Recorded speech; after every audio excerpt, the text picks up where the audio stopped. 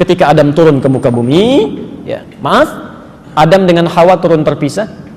Ya, konon Adam diturunkan daerah sekitaran India, dan Hawa konon diturunkan daerah yang sekarang disebut dengan Jeddah. Ya, Jeddah. Jeddah itu bahasa Arab yang kalau diterjemahkan berarti nenek. Nenek, ya. Jadi kalau bapak ibu nanti ada yang haji atau yang mau umrah, kan suka ada ke Laut Merah itu ya, di Jeddah. Itu sekitaran 300 meter ke kiri sedikit, itu ada satu wilayah yang dikasih tembok begini, ya. Nah, itu disebut Makbarah Hawa oleh orang sana, kuburannya Hawa. Tapi kata pakar sejarah, itu bukan kuburan, nggak ada kuburan Hawa di situ. Ya, di situ tempat Hawa pertama kali diturunkan dan beraktivitas. Di Hawa berjalan, Adam berjalan.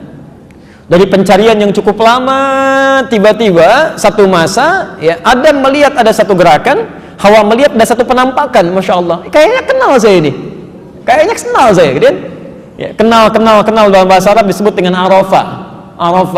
Maka mereka mulai mendekati diri, naik ke bukit yang cukup tinggi, ya. Bukit yang disusun tinggi untuk mengenali, itu dalam bahasa Arab disebut dengan Arafah, jamaknya disebut dengan A'raf. Maka ketika mereka melihat satu sama lain, mulai kenal, tahu satu dengan yang lainnya, Araf tu kil'an, saya tahu kamu sekarang.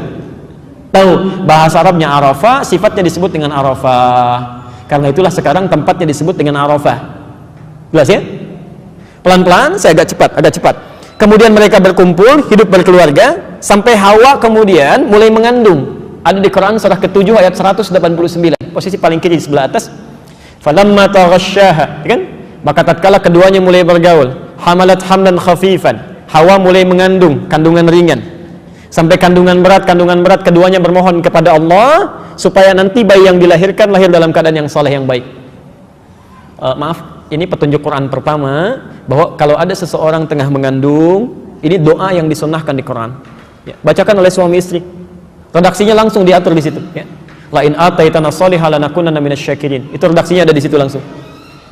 Poin saya pelan-pelan. Ketika lahir kembar kan? Baik, kelahiran pertama kembar. Perempuannya cantik luar biasa, masya Allah. Laki-lakinya biasa. Lahir kedua lagi kembar lagi.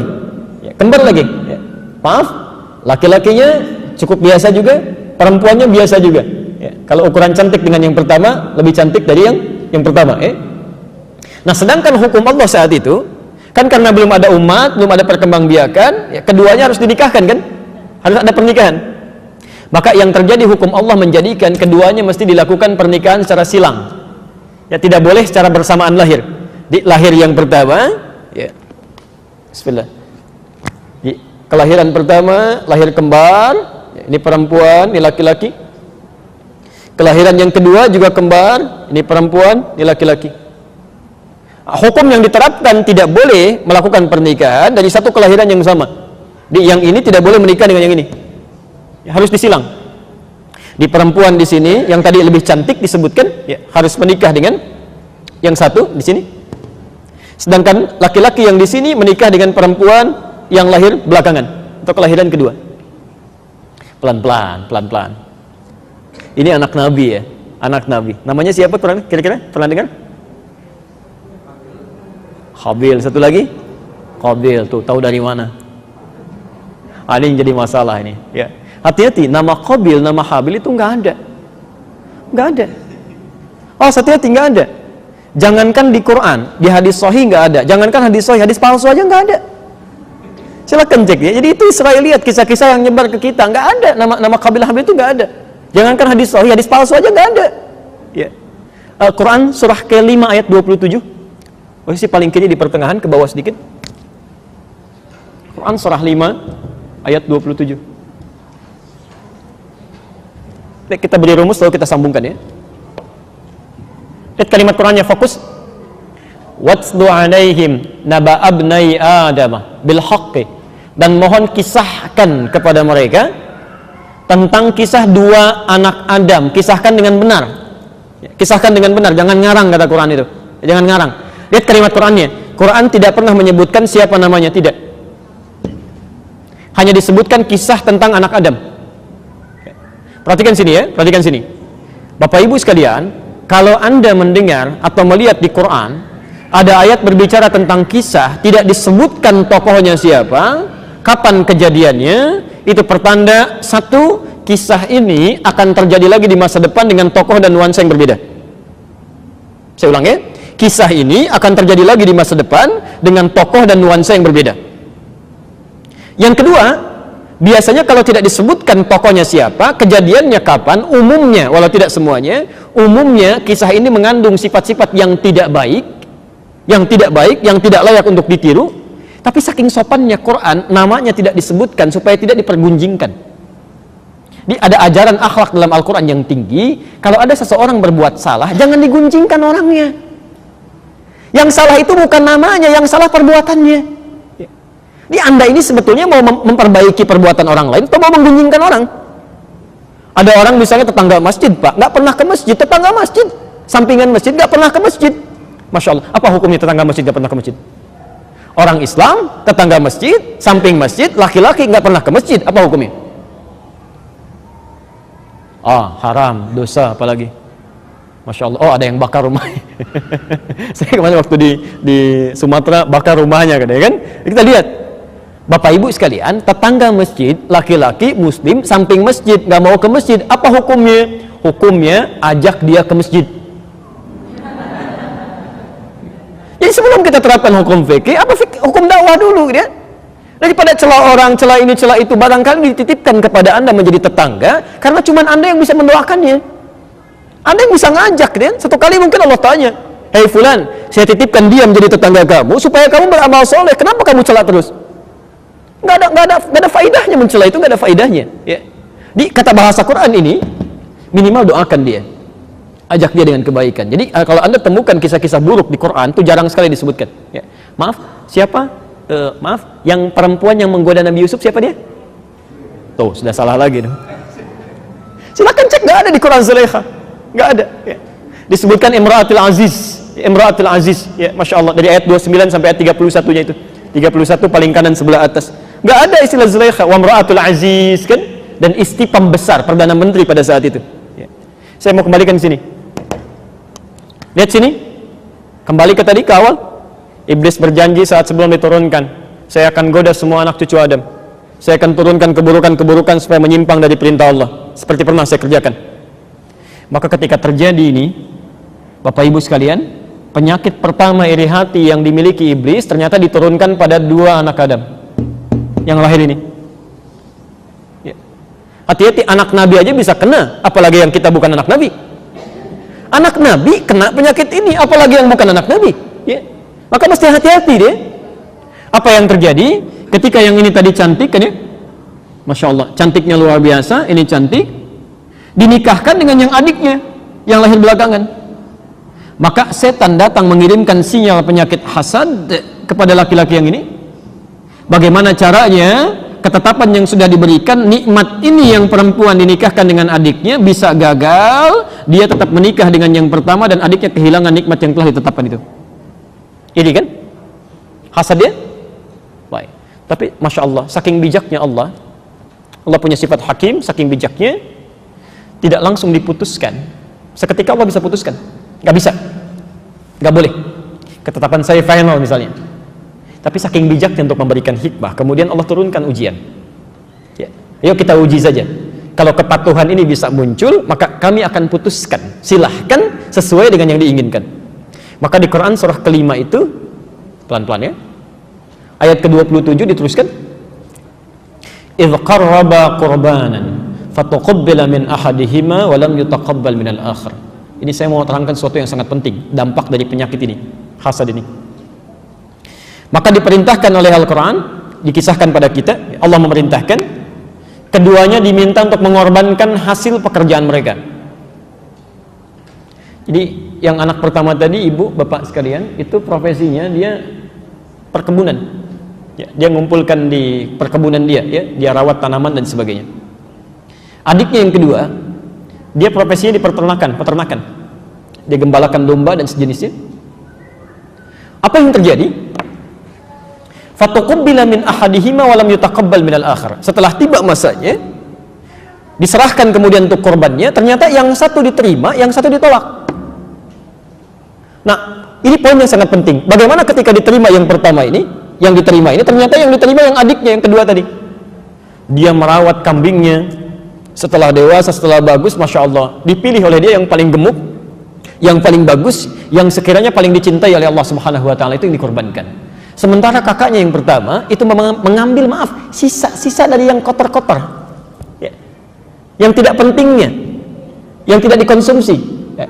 Oh, ini kan Tuhan itu kan nggak butuh makan, kata dia. Tuhan nggak butuh makan, kan? Tuhan tidak perlu dengan semua ini. Biarkan yang baik-baik untuk saya konsumsi, yang jelek-jelek biarkan Tuhan pilih. Ya. Apa yang terjadi? Maka diterima yang terbaik, yang jelek tidak. Pelan-pelan. Saya mau ajarkan satu cara dulu ya. Ini rumus di Quran. Ini rumus di Quran. Bapak Ibu sekalian masih ingat tadi? Korban ini kan diketengahkan, ya, ditampilkan, dimintakan oleh Allah untuk bisa mengabulkan permintaan yang dimohonkan tadi kan? Ada satu permintaan ini sulit untuk dikabulkan, kata Allah lakukan ini, lakukan amalan. Ya, disebut dengan korban. Apa artinya korban? Seperti biasa. Pertanyaan pertama kencang, jawaban salah. Pertanyaan kedua mulai pelan, jawaban salah lagi. Pertanyaan ketiga nggak ada yang jawab. Oke, korban itu asalnya bukan menyembelih, bukan. Korban bukan menyembelih. Asalnya dari kata koruba. Koruba, kof, ra, ba. Sesuatu yang dekat. Ya, sesuatu yang dekat. Kof, ra, ba. Kof. Oke. Kof, ra, kemudian ba. Saya agak pelan kan? Saya ajarkan rumus sedikit ya. Kalau Anda ingin menjadikan makna berubah menjadi dekat atau banyak, ya, dekat atau banyak, maka rumusnya huruf paling akhir tambah alif dengan nun. Oke, alif dengan nun. Misal, koruba dekat, tambah alif dengan nun menjadi kurban, artinya sangat dekat, banyak kedekatannya. Ghafara, ghain, fa, ra, ampunan. Anda ingin tambah dengan alif dan nun menjadi gufron, artinya yang banyak ampunannya. Jelas ya? Baik, pelan-pelan. Nah, kurban asalnya bukan menyembelih. Ya. Kurban itu pada asalnya adalah, pelan-pelan, amalan-amalan yang dilakukan,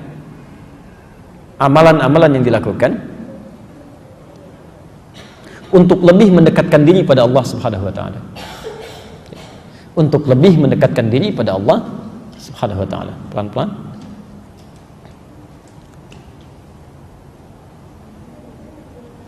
Oke, saya mau tanya begini. Biasanya kan hukum kehidupan menyampaikan pesan kepada kita, orang yang dekat dengan pemilik kekuasaan maka akan lebih mudah mendapatkan akses dan ketenangan kan? Ya. Anda dekat misalnya, maaf ya, dengan seorang pemimpin, maka ketika kesulitan akan lebih mudah kesulitan itu diselesaikan karena kedekatan Anda. Bahkan nggak minta pun bisa ditanya, ya. Apalagi yang dekat dengan Allah. Apalagi yang dekat dengan Allah. Tidak ada yang mustahil bagi Allah. Semuanya bisa terbuka. Sakit yang mustahil bisa sembuh. Ya, kesulitan yang mustahil bisa lepas. Ya, segalanya bisa terkabul. Karena itu ada rumus dalam Al-Quran. Ini dibuka dengan ayat ini, rumus pertama di Quran. Jika Anda memiliki satu hajat, satu keperluan yang sulitnya luar biasa, bahkan mustahil menurut manusia, rumus Qurannya, lakukan amalan-amalan yang mendekatkan diri Anda pada Allah. Kalau bisa saya sarankan, lakukan amalan yang umumnya orang tidak melakukannya. Ya. Misal, maaf, orang tidur malam Anda tahajud. Ya. Orang cuma sholat fardu dan tahajud, Anda keluarkan semua sholat yang ada di Quran dan hadis. Keluarkan tuh, ya. Coba selama hidup puluhan tahun sudah sholat apa saja? Jangan-jangan masih dikasih kesempatan sholat sampai siang ini karena ada beberapa sholat yang belum pernah dikerjakan. Ya. Kalau baru sholat fardu aja jangan bangga, fardu itu cuma standar. Ya. Kalau baru sholat tahajud, yang lain sudah banyak yang tahajud, ketinggalan. Zaman Nabi bahkan ada yang sampai khatam Quran. Ya. Ketinggalan kita. Coba cek, lihat. Termasuk siang, kalau orang lain makan Anda coba puasa. Kalau cuma puasa Senin, orang sudah puasa Senin Kamis. Kalau Senin Kamis, orang sudah ayamul bid. Anda ayamul bid, jangan dulu bangga. Orang ada yang puasa daun. Masya Allah, sehari puasa, sehari tidak dia. Jadi kalau Anda punya sesuatu yang diinginkan, tingkatkan amal soleh supaya lebih dekat dengan Allah. Ini rumusnya. Nanti silahkan cek sendiri ya. Quran surah ke-21, ini sunnah para nabi dulu. Dan orang-orang soleh. Quran surah ke-21, surah Al-Anbiya, dari ayat 83 sampai 92. Ya, ini cek sendiri. Dari ayat 83 sampai 92. Nanti di situ dikisahkan Pak Ibu sekalian, kisah orang-orang yang luar biasa. Maaf, ada yang sakit, penyakitnya kata para dokter mustahil, sudah give up mereka, hand up, gak mungkin sembuh. Ada yang Masya Allah, maaf, sudah puluhan tahun, ya rambutnya sudah beruban, kemudian fisiknya sudah lemah, istrinya divonis secara medis monopos dan mandul. Alhamdulillah, mustahil punya keturunan. Ada lagi yang masuk ke perut ikan paus, ayat 87-nya sampai 88, wa dhannuni idh dhahaba mughadiba, gitu kan? Ya, masuk ke perut ikan paus, Pak. Ya. Ada di sini yang pernah masuk ke perut ikan paus? Tidak mudah itu ya. Suasana pekat, gelap segala rupa. Tapi yang menarik begini, ketika beliau ini diselamatkan dari perut ikan paus, bahasa Qur'annya bukan menyelamatkan, mengeluarkan ikan paus, bukan. Ya, bukan. Najainahu minal ghammi, kami keluarkan dia dari awan gelap yang menyelimuti. Jadi maksudnya nanti di masa depan ada orang yang punya kesulitan sampai seakan-akan gelap matanya itu, tidak harus masuk perut ikan paus. Ya. Anda ada orang iseng di pekerjaan, ada masalah di rumah tangga sampai gelap, capek, ya. Keluar matahari bersinar terang tapi keadaan kita kayak gelap, ya. Bingung jalan kemana-mana, itu ada, ya. Ada amalannya. Dan ujung ayatnya mengatakan kanu yusari'una fil khairat, mereka itu bisa diberikan solusi oleh Allah karena memperbanyak amal kebaikan untuk mendekatkan diri pada Allah. Nah, poin terbesarnya kembali ke Al-Maidah ayat 27, ya. Ketika keduanya menyampaikan amalan-amalan tadi sebagai kurban kedekatan kepada Allah, ternyata yang diterima yang serius, yang jelek tidak. Tapi yang mau saya sampaikan, karena penyakit iri hati tadi sudah diresapkan oleh iblis dalam diri orang yang pertama tadi, kakaknya, ya. Lihat kalimatnya, qala la aqtulannak. Ketika adiknya diterima korbannya, kalimat yang mengalir di lisannya bukan kalimat selamat ya, ternyata kamu yang diterima. Sudah, rupanya Allah berkenan kamu aja yang menikah dengan dia, misal, ya. Ternyata kalimatnya bukan itu. Kalimat yang keluar, saya bunuh kamu. Saya bunuh kamu. Jadi Bapak Ibu sekalian, iri hati, saking bahayanya, dia bisa menularkan pada organ-organ yang lainnya untuk keluar hal-hal yang buruk.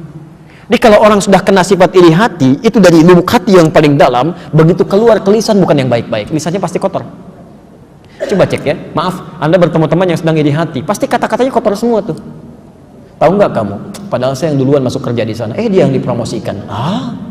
Ya, semuanya buruk aja. Ya, semuanya akan jelek, tidak nyaman gitu. Ya. Masuk ke tangan juga buruk, ya. Masuk ke kaki buruk, ya. Orang jalan biasa-biasa aja, dia jalan cepat-cepat. Kenapa sih kamu cepat-cepat begitu? Itu dia udah datang tuh, saya nggak seneng lihat dia. Ya. Banyak hal terjadi. Ya. Ini kalimat muncul, qala la aqtulannak, dijawab oleh adiknya karena adiknya tidak kena penyakit ini. Dia katakan, lihat kalimatnya, innama yataqabbalullahu minal muttaqin. Ini bukan urusan nikah dengan bukan, sudah itu jauh. Ini hanya isyarat dari Allah supaya kita meningkatkan takwa kepada Allah Subhanahu wa taala. Ketika mendengar kalimat itu terjadilah pembunuhan. Anda bisa bayangkan tahapan-tahapannya, iri hati, muncul amalan yang buruk, keluar kata-kata kotor, terakhir terjadi perbuatan yang sangat nista dalam kehidupan. Pembunuhan terjadi pertama kali di muka bumi oleh seorang anak Nabi ketika terkena penyakit iri hati. Jelas di sini?